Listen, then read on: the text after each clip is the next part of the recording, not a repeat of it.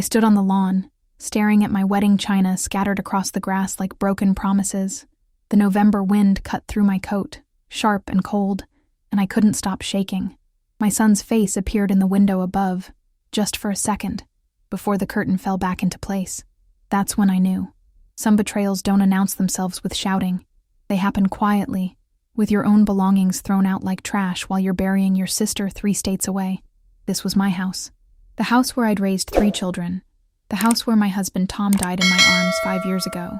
And now I was locked out of it, standing in my own front yard like a stranger.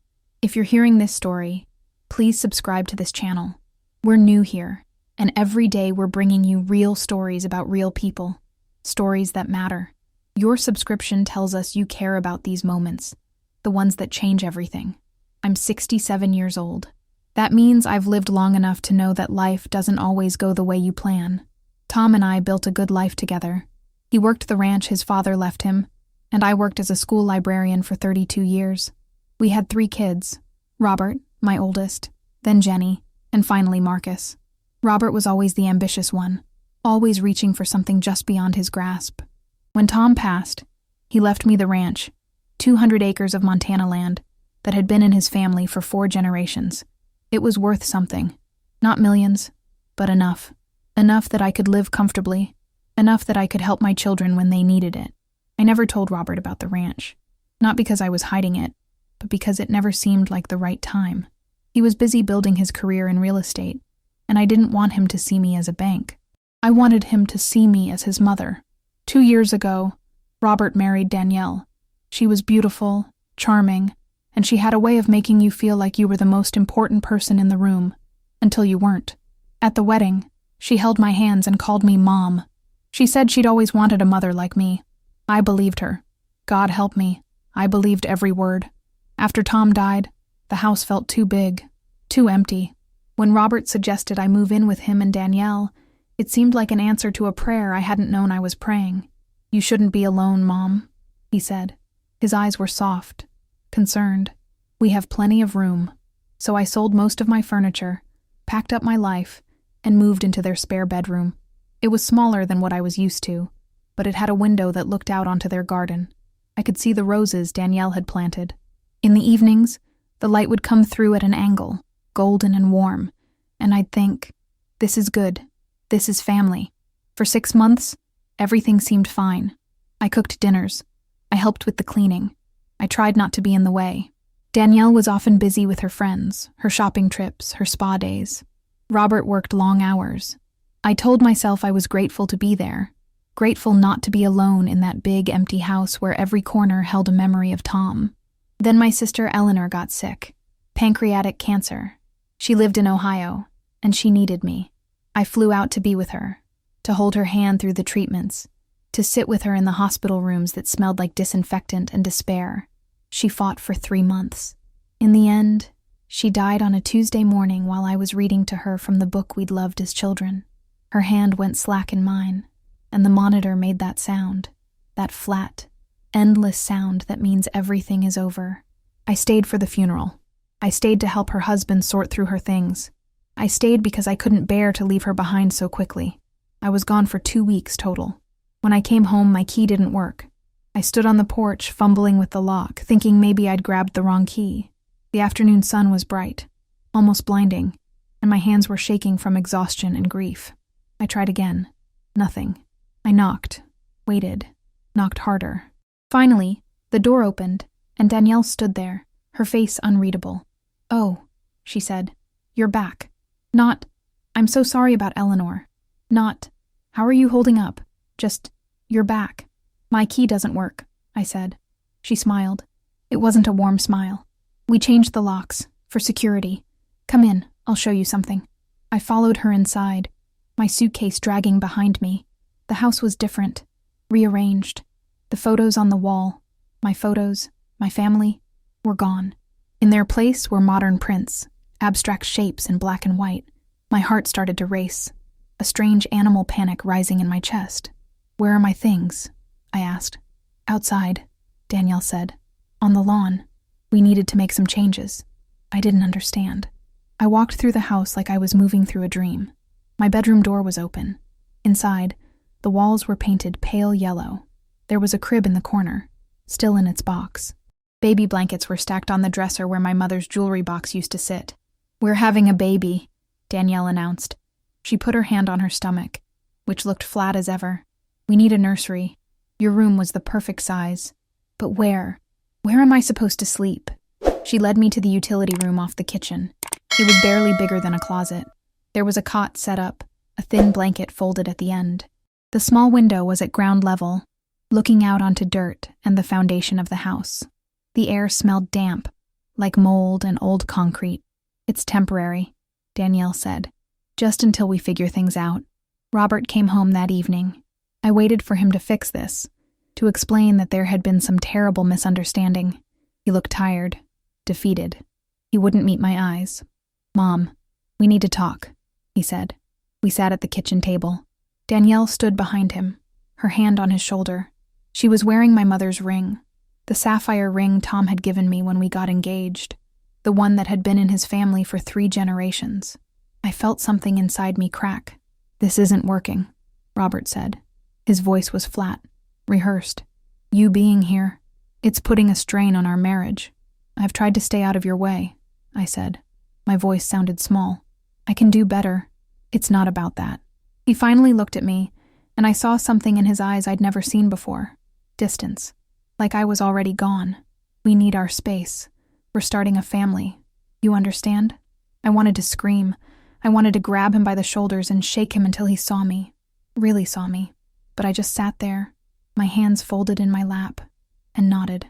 That night, I lay on the cot in the utility room. The pipes rattled above me. Water dripped somewhere in the darkness. I could hear them upstairs, their voices muffled through the ceiling. And I thought about Tom, about how he'd promised me we'd grow old together, how he'd promised I'd always be safe. I cried until my throat hurt, until there were no tears left. In the morning, I called my lawyer. His name was Martin Rios, and he'd handled Tom's estate. He was surprised to hear from me. "Carol," he said, "is everything all right?" I told him everything. The words came out in a rush. The changed locks, the nursery, the utility room, the way Danielle wore my mother's ring like it belonged to her. When I finished, there was a long silence on the other end of the line. "Carol," Martin said carefully, "whose name is the house in?" "Robert's," I said. "He bought it 3 years ago, before he met Danielle." "And your finances? Your accounts?" "I gave Robert access when I moved in. Joint access. In case something happened to me, in case I got sick like Tom did. I wanted to make things easier." Another silence. Then, "We need to meet. Today. If you've made it this far, please subscribe to our channel and leave a like. This truly matters to us. It shows YouTube that this content is important to you. It helps us keep bringing these stories to people who need to hear them." Martin's office was downtown, on the 3rd floor of an old brick building. The elevator creaked. His secretary offered me coffee, but my hands were shaking too much to hold a cup. Martin was in his 50s, gray hair, sharp eyes. He'd been Tom's friend before he became our lawyer. He spread papers across his desk. Bank statements, transaction records, property documents. "The house," he said, "is in your name." I blinked. "What?" "Tom left it to you. The deed is in your name. I have the records right here." He tapped a document. "Robert is listed as a beneficiary in your will, but the house belongs to you. Legally, completely, yours."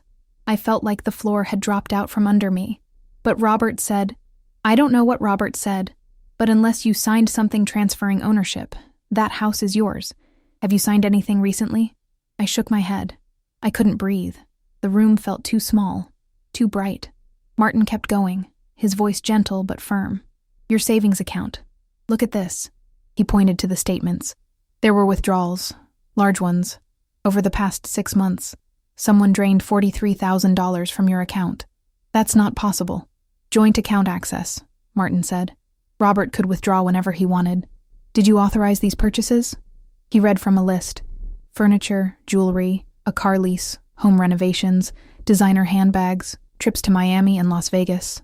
My stomach turned. No, I didn't know about any of this. There's more." He handed me another sheet.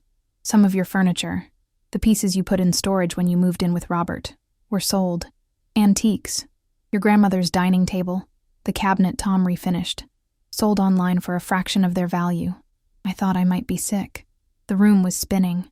Tom's voice echoed in my memory. These pieces are irreplaceable, Carol. They're our history. What do I do? I whispered. Martin leaned forward. We fight back. We protect what's yours. But Carol, it's going to be hard. He's your son. I know. The first thing Martin did was freeze my bank accounts and open new ones Robert couldn't access. Then he drafted a letter demanding full repayment of the stolen funds with interest, along with compensation for the sold furniture. He drew up a formal rental contract. If Robert and Danielle wanted to continue living in my house, they would pay market rate. If they refused, I would begin eviction proceedings. Give them 30 days, Martin said. Let's see how they respond. I stayed in a motel that week. It was cheap, the kind of place with stained carpet and thin walls. But it was mine. No one could kick me out. No one could take my bed and give me a cot in a closet. At night, I lay awake and thought about Robert as a little boy. How he used to crawl into bed with me and Tom during thunderstorms. How he'd hold my hand at the grocery store. How he'd said, "I love you, Mama," every night before bed until he was 12. Where had that boy gone? Martin delivered the letter personally. He called me afterward. They're angry, he said. Robert claims he had your permission for everything. Danielle is saying you're mentally unstable, that you're grieving and not thinking clearly. I'm thinking more clearly than I have in months, I said. 3 days later, I had a heart attack. It was minor. That's what the doctor said. A warning shot. I was in the motel room when it happened. A tightness in my chest that spread like fire. A pain that made me think, this is it. This is how I joined Tom. I managed to call 911. I remember the paramedic's face above me, young and scared. And I remember thinking, I'm not ready. I'm not done yet. Jenny and Marcus came to the hospital. They flew in from Seattle and Denver, my 2 youngest children, and they sat on either side of my bed holding my hands. Jenny cried. Marcus was angry. What did Robert do? He demanded. Mom, tell us everything. So I did. I told them about the utility room, the stolen money, the furniture, the house that was mine but felt lost. Jenny's face went pale. Marcus stood up and paced, his fists clenched. We'll fix this, he said. We'll make him pay. I don't want revenge, I said. My voice was weak, hoarse. I just want my life back. The doctor was a woman in her 40s, dark hair pulled back, tired eyes that had seen too much. She sat at the edge of my bed and spoke softly. Mrs. Brennan, your heart is damaged. Not terribly, but damaged. The stress you've been under. It's literally killing you. You need rest. You need peace. You need to stay away from whatever situation caused this. That's my son, I said. She nodded. Then stay away from your son. I know that's hard. I know it sounds impossible, but your life depends on it. Jenny found me an apartment. It was small, 1 bedroom, but it had big windows that let in the morning light. She and Marcus moved my things from storage, the few pieces that Robert hadn't sold. They painted the walls a soft cream color. They hung my photos, my real photos, the ones of Tom and the kids when they were small, the ones of Eleanor and me at the beach when we were girls. You're going to be okay, Mom, Jenny said. She was crying again, holding me tight. I promise. You're going to be okay. I wanted to believe her. The eviction notice went out. Martin said Robert had 30 days to pay the rent or leave. A week later, Danielle's mother showed up at my apartment. Her name was Patricia, and she looked exhausted. She was my age, maybe a little older, with gray roots showing in her dyed blonde hair. She stood in my doorway, wringing her hands. I need to talk to you, she said. About Danielle. I let her in, made tea. We sat at my small kitchen table, and she started to cry. I'm so sorry, Patricia said. I should have warned you. I should have said something when they got engaged, but I hoped, maybe this time would be different. Different how? Danielle has a problem, a spending problem. She can't stop. She maxes out credit cards, takes out loans, lies about where the money goes. She's been doing it since she was 18. She's been in debt her whole adult life. I felt cold. Does Robert know? I don't think so. She's good at hiding it. And she's good at finding men who have money, or who she thinks have money. You're not the first family she's done this to. Patricia's hands shook as she held her teacup. There's something else. The baby. Danielle can't have children. She had a medical condition when she was younger. Endometriosis, complications. She had a hysterectomy at 28. It's impossible. The room tilted. She's not pregnant? No. I don't know what she told Robert, but she's lying. She always lies when she's cornered. When she needs something. I think she thought if she told him about a baby, he'd give her whatever she wanted. Keep you under control. Get more money somehow. I thought about the nursery. The crib still in its box. Danielle's flat stomach. How she'd never mentioned a due date. Never shown me ultrasound pictures. Never talked about doctor's appointments. Why are you telling me this? I asked. Patricia looked at me with eyes that had seen too much. Suffered too much. Because I'm tired of watching her destroy people. Because you don't deserve this. Because I'm her mother. And I failed her somehow. And maybe if I tell the truth now, I can stop her from doing this to someone else. She left me with a folder. Inside were medical records, court documents from previous fraud cases, credit reports showing hundreds of thousands of dollars in debt. Danielle had a pattern. She'd target someone, charm them, drain them, move on. She'd done it to an ex-boyfriend in California, to a previous employer, to her own aunt. I gave everything to Martin. This changes things, he said. This changes everything. Robert showed up at my apartment 2 weeks later. I almost didn't recognize him. He'd lost weight. His eyes were sunken, dark circles underneath. He stood in my doorway and he looked like a stranger. She's gone, he said. His voice broke. Danielle's gone. I let him in. He collapsed onto my couch and put his head in his hands. I confronted her about the money, he said. About the furniture, about everything. She denied it at first, but then your lawyer showed me the evidence. The bank records, the credit card statements, all of it. I thought I knew her, Mom. I thought... He couldn't finish. He was crying now. Deep shaking sobs that came from somewhere ancient and wounded. The baby wasn't real, he whispered. There was never a baby. She showed me fake ultrasound pictures she'd printed from the internet. She said she was going to doctor's appointments, but she was at the mall, shopping, spending money we didn't have. My money. Your money. She'd taken out credit cards in my name.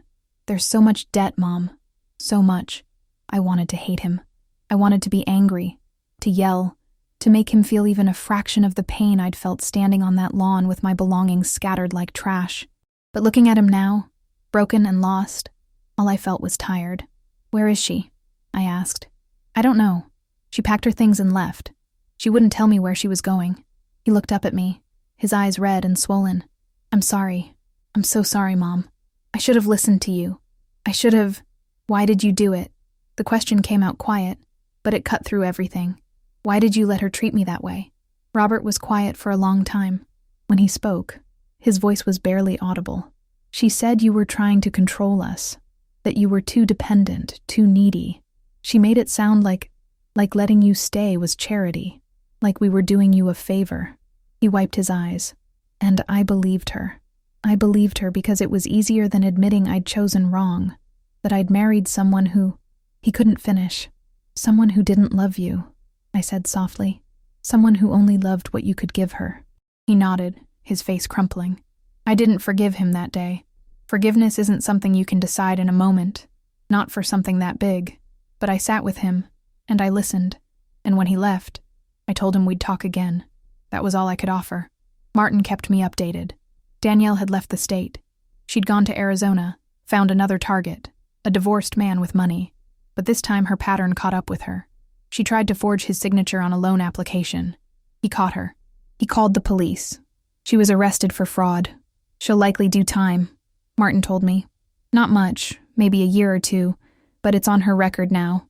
She won't be able to do this again so easily. I didn't feel satisfaction. I just felt sad. Sad for Patricia, who'd tried to raise a daughter and somehow lost her along the way.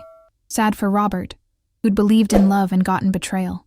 Sad for Danielle, even, because something inside her had broken so badly that she could only survive by taking from others. Robert started paying me back. Slowly. He got a second job. He sold things. Every month, money appeared in my account with a note. Repayment installment. It would take years, but he was trying. He drew up legal documents transferring the house back to me officially, removing any confusion. He did it without me asking. We met for coffee sometimes. Once a month at first, then more often. The conversations were stilted, careful. We talked about the weather, about his work, about Jenny's kids. We didn't talk about Danielle. We didn't talk about the utility room or my belongings on the lawn. Not yet. Maybe never. One day, about a year after everything fell apart, Jenny called me. "Mom," she said, "we're all coming home for Thanksgiving. You, me, Marcus, and Robert. We want to have it at your house. The real house. Your house." "I don't know if I'm ready," I said. "You don't have to be ready. We just need to be together." So they came. All 3 of my children, plus Jenny's husband and kids. We cooked together. We laughed. We told stories about Tom. Robert was quiet mostly, but at one point, when he was helping me with the dishes, he said, "Thank you for not giving up on me." I looked at him. He was 42 years old, but in that moment, I saw the little boy who used to hold my hand at the grocery store. "You're my son," I said. "I'll never give up on you. But Robert, you have to promise me something. Anything. Next time, when someone tells you something about me, about anyone you love, come ask me first. Look me in the eye and ask if it's true. Don't take someone else's word about my heart. Promise me." He promised. I don't know if he'll keep it, but I choose to believe he will. It's been a year and a half now since I stood on that lawn. I'm 69. My hair is whiter. My hands shake a little more, but I'm still here. I live in my house, the one Tom left me, the one I almost lost. I've redecorated. I've reclaimed every room, filled them with the things I love, the memories I choose to keep. Jenny visits often. Marcus calls every Sunday. Robert comes by once a month, usually with groceries or flowers, and we sit on the porch and talk. It's not perfect. It's not what I imagined my life would be, but it's mine. I've learned something through all of this, something I wish I'd known earlier. Dignity is not negotiable. Self-respect is not something you trade for peace or comfort, or someone else's approval. When someone treats you like you're disposable, believe them, and then remove yourself from their reach. It doesn't matter if they're your son, your daughter, your spouse, your parent. You matter. Your life matters. The way you're treated matters. I've also learned that it's never too late. Never too late to stand up. Never too late to fight back. Never too late to reclaim what's yours. I'm almost 70 years old, and I'm just now learning how to put myself first. Some people might call that sad. I call it survival. The ranch Tom left me? I still haven't told Robert about it. Maybe one day I will. Maybe I'll divide it equally among all 3 kids. Maybe I'll donate it to a land conservancy in Tom's name. I don't know yet, but it's mine to decide. My choice. My future. On hard days, when I wake up in the utility room of my memory, when I feel small and disposable and lost, I make myself get up. I make coffee. I open the curtains and let the light in. I call Jenny or Marcus or sometimes even Robert. I remind myself, I survived. I'm still here. That counts for something. And I think about Patricia, Danielle's mother, who came to my door with the truth even though it cost her. I think about Martin, who fought for me when I couldn't fight for myself. I think about Jenny and Marcus, who flew across the country to sit by my hospital bed. I think about the doctor who told me my life was worth saving. I think about all the people who showed me, in small ways and large, that I wasn't disposable after all. That's what I hold on to. That's what I choose to remember. If this story touched you, if it made you think about your own life, your own worth, please share it. Share it with someone who needs to remember that it's never too late to stand up for yourself. Share it with someone who feels small or lost or disposable. Tell them, you matter. Your dignity matters. Your life is yours to reclaim. And if you're here, listening to these stories, subscribe to this channel. Some stories deserve to be heard. Some truths need to be spoken. We're building a community here of people who believe in second chances, in dignity, in the quiet courage it takes to save yourself. Join us. Hit that subscribe button. Leave a comment telling us your story, or just letting us know you're here, that you're listening, that you understand. Because at the end of the day, that's all any of us really needs. To be heard, to be seen, to know that someone, somewhere, understands what it's like to stand on a lawn with your life scattered around you, and to somehow find the strength to pick it all back up. I'm Carol. I'm 69 years old, and I'm still here, still standing, still choosing hope. Thank you for listening.